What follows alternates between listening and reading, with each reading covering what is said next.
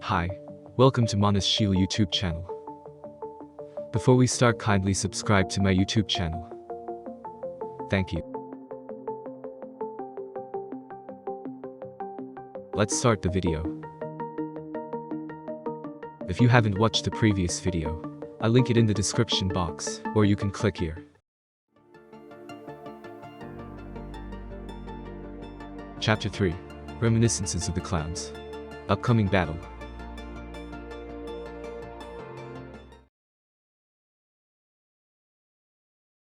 As silence reigned once again, those gathered were caught up in their own thoughts.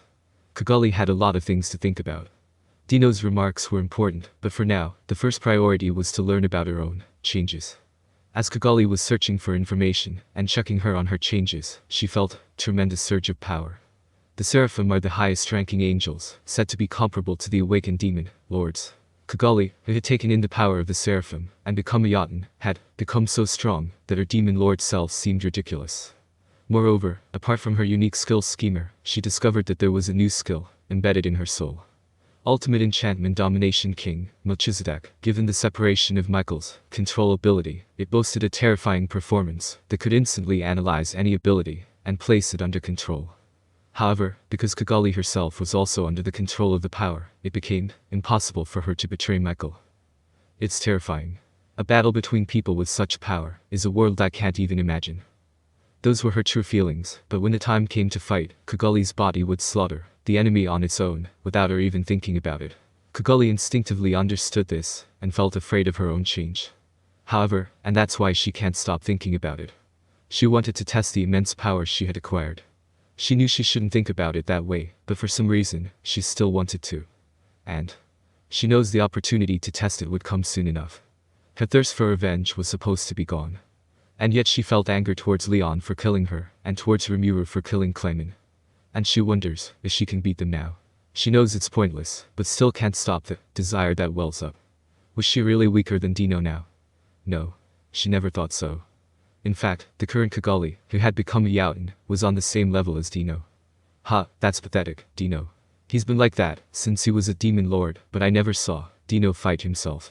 That's why he's weak. Kagali had a hard time suppressing the feeling of amusement that welled up inside of her. She would never be able to let her guard down. But still, even though Dino was at the mercy of her opponent, she still felt like she could win. After all, Kagali's power surpassed even that of an awakened demon lord. Even the older demon lords, Reminiscences, and Dino, would not be defeated by the current Kagali. If so, then even demon lord Leon should be no match for her. Just wait, Leon. It's your turn to cry. You're next. Kagali continued to think, suppressing a faint feeling of pleasure. This was the kind of radicalized thinking that came from being ruled by a skill, but Kagali herself didn't notice. Vega doesn't think about anything. He only waits for orders. He has gained power. Having experienced death so many times, he has looked into the further depths of this world. He ate gladium, and took in the blue dragon spear, a mythical grade and his weapon of choice. He even devoured the Seraphim, and made its power his own. In that moment, he felt the fragments of the skills he had acquired fuse together and strengthen. His countless defeats had given him strength. An incarnation of explosive power. That is who Vega is. Recreated by Yuki's hands, Vega had become the ultimate combat creature as a result of incorporating, fusing, and complementing various skills. And finally, the unique skill evil leader had evolved into the ultimate skill evil dragon, King Azidahaka. It had a destructive power that could overwhelm existing skills. It was a disaster for the world that this skill had gone to Vega, who had clue about controlling power. No, it's the opposite. Perhaps it is because he tried to master his power without thinking that he was able to acquire such a skill. Be that as it may. Vega waits. He waits for orders to come to him. He can only annihilate and devour those who stand before him. Dino looks down and thinks about the current situation. How did this happen? No matter how many times he asks himself, he is unable to find the answer. A long time ago, he was given a role by Valdanava and came down to earth. He didn't think he had much of an ego at the time, but at some point he was able to think for himself. He asked his colleagues, Pico and Gracia, about it, and they seemed to have developed their own egos at almost the same time. Various things happened, and Dino and his friends became fallen. He became a demon lord to obey the orders of his vanished lord, which was his only purpose in life.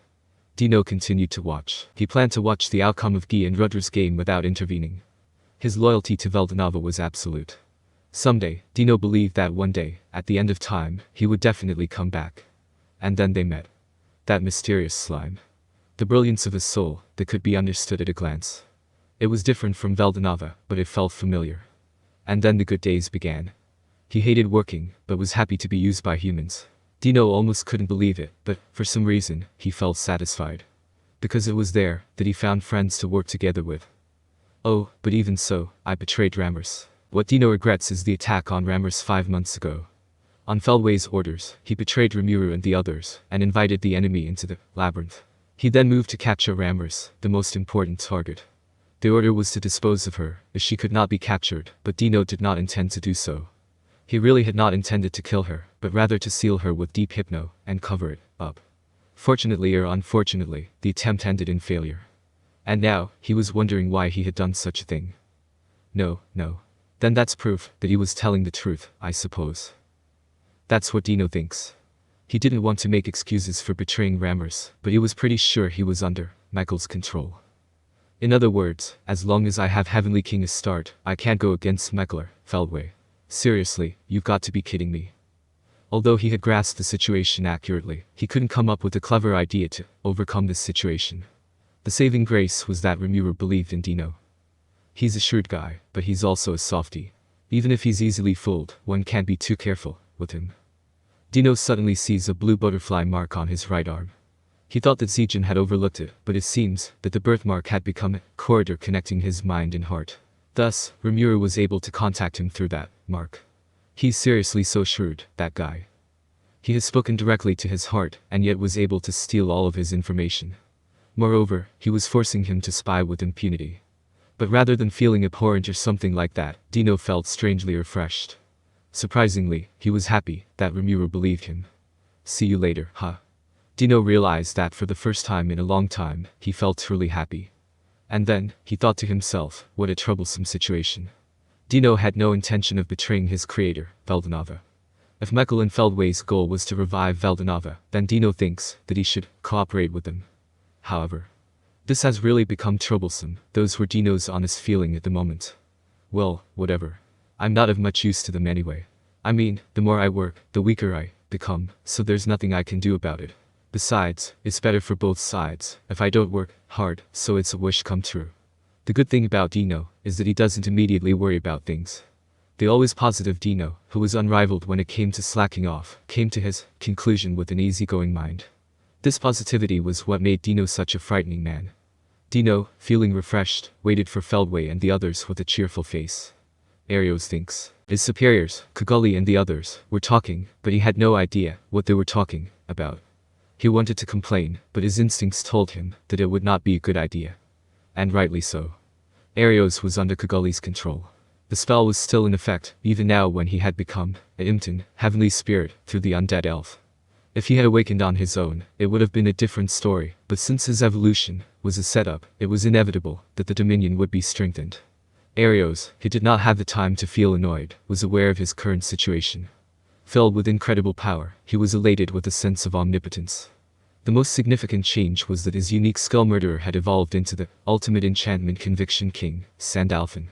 Of course, it had not been acquired by himself. The Conviction King, Sandalphon, that Michael recovered from Kondu, had been given to Arios.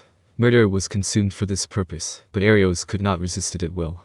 However, Arios himself was not dissatisfied.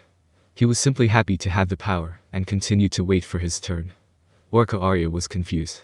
She couldn't afford to listen to the conversations around her, and was talking to her inner voice. Who am I? Am I Arya? Or Orca?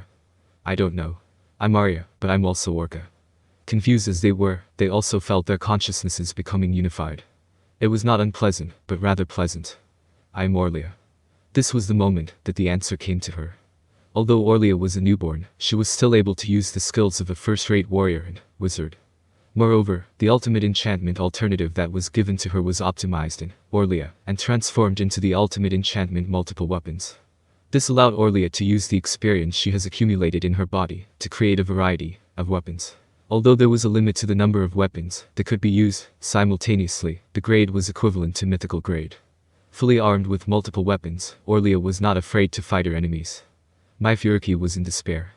She thought she was dead, but she had come back to life. That's good. The problem was that Mai, even now, could not fulfill her hope of returning to Japan, even though she had more power. I'm not giving up. My unique skilled traveler couldn't do it, but Yuki-kun said there was a possibility. If a skill is born from desire, then there must be a power that can make my wish come true. At that moment when she thought as such with an empty heart, the ultimate enchantment alternative given by Michael was consumed at the same time as the Seraphim was inhabited and Mai's traveler evolved. It became the ultimate enchantment world map. Not only can she picture any place in the world, but she can also understand what is happening in that location, which was an extraordinary power. What is even more amazing is that it was now possible to use instantaneous movement to go to any place you want, without any time difference. For a person with spatial abilities, this was an unbelievable power. And yet, Mai's wish was not fulfilled. The coordinates on this world map were only for this world. In other words, it was impossible to cross the dimensional barrier. Mai understood this without even trying. It was a great despair, but either way, Mai was no longer free. Everything was at Michael's disposal. Until the day she could finally be free to travel to her beloved younger brother, Mai would keep her heart closed and continue to follow orders. It is not only those who have been reborn as Imton who are trying to figure out what is going on. Zelerio and Ibarra were also considering their own situations. First of all, Zelerio was grateful for the physical body he had gained. Even though he had great power, he was only able to wield it in the other world. In the cardinal world, the more power he exerted, the more energy he lost. In order to prevent this, a body was needed, but it was difficult to prepare a vessel that could withstand the power of someone as powerful as Zelerio. Now that that problem had been solved, he would be able to show his true strength on the surface, but there was still a big problem that arose here. Oh dear. Because of my increased power, I seem to have acquired the angelic system skill, Judgment King, Israful. Yes, that was the problem. Zelerio had acquired the ultimate skill Judgment King, Israful, upon his incarnation. I can't defy Michael with this. But if I threw it away, I would be suspected of treason. From Zelerio's point of view, Feldway is a colleague, and although he recognizes him as his superior, he does not hold absolute obedience to him. Besides, he was skeptical about Michael. Feldway trusts Michael, but Zelerio does not. Zelerio was not so easily convinced by will, arising from a skill. Thank you for watching. Hope you enjoy it.